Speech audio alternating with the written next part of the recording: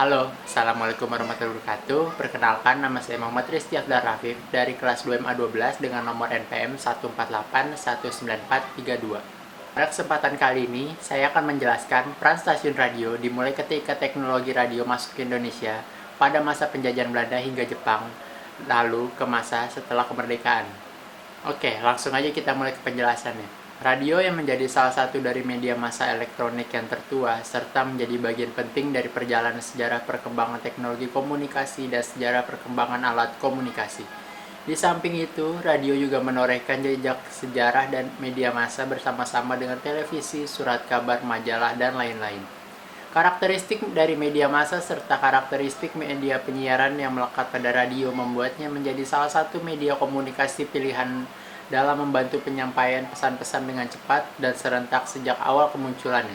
Sejarah Radio Republik Indonesia bermula sejak pendiriannya secara resmi pada tanggal 11 September tahun 1945 oleh para tokoh yang sebelumnya aktif mengoperasikan beberapa stasiun radio Jepang di 6 kota.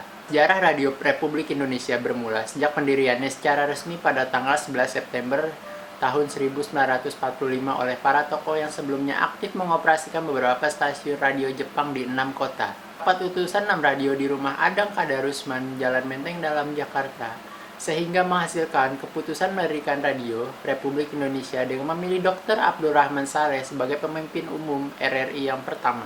Oke, sekarang kita masuk ke zaman penjajahan Belanda. Bagaimana sudah disebutkan di atas bahwa awal sejarah radio di Indonesia dimulai sejak masa penjajahan Belanda.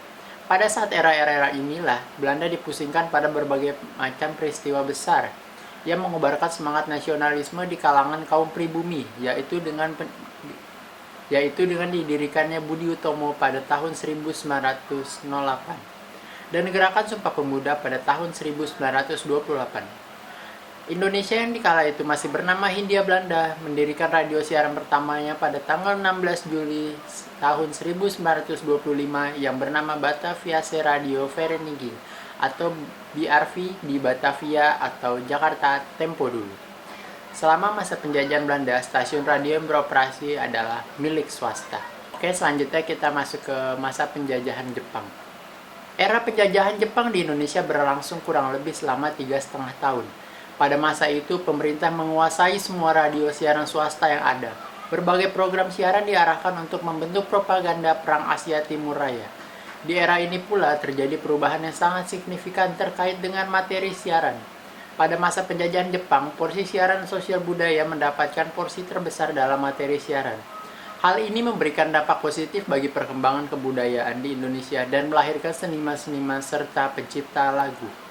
Lanjut ke masa kemerdekaan. Tanggal 14 Agustus 1945 adalah hari yang sangat bersejarah bagi bangsa Indonesia. Karena pada tanggal tersebut, Jepang menyerah tanpa syarat kepada tentara sekutu.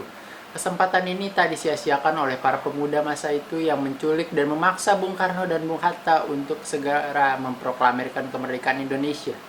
Pada tanggal 17 Agustus 1945, Bung Karno dan Bung Hatta atas nama bangsa Indonesia memproklamirkan kemerdekaan bangsa Indonesia.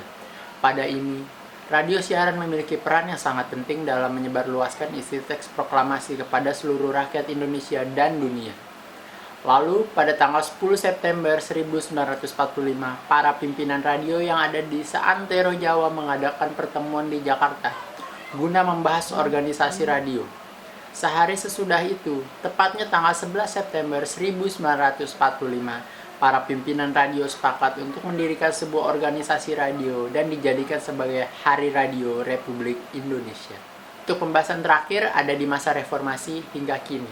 Sebelum Orde Reformasi lahir, sesuai dengan sistem komunikasi Indonesia dan sistem jurnalistik di Indonesia yang dianut saat itu, berbagai program jurnalisme radio atau jurnalistik radio dilakukan sepenuhnya oleh Radio Republik Indonesia.